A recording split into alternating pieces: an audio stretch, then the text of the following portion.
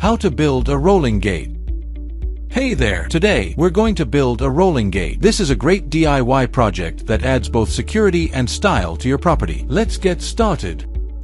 Here's what you'll need. Steel or wooden planks for the gate. Steel tracks for the gate to roll on. Rollers to help the gate move smoothly. Gate post, welding equipment or strong screws. Drill, wrench, tape measure. Saw if you need to cut any materials. Level, concrete for setting posts. A latch or lock.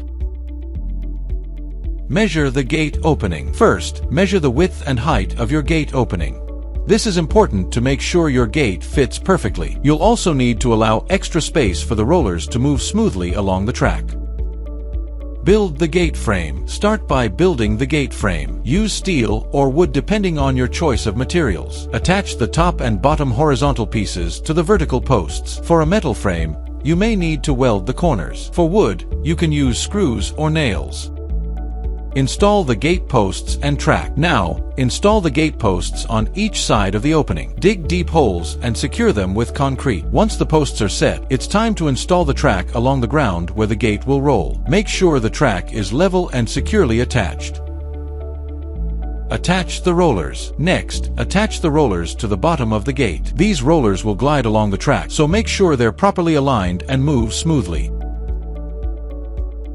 Hang the gate. With help, lift the gate and carefully slide it onto the track. Once it's in place, check that it rolls smoothly back and forth. Adjust the rollers if needed to make sure everything is level and aligned.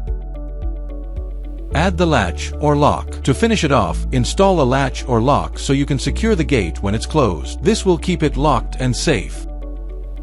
And there you go. Your rolling gate is all set up and ready to use. It's secure, functional, and looks great. Thanks for watching, and make sure to like and subscribe for more easy DIY projects.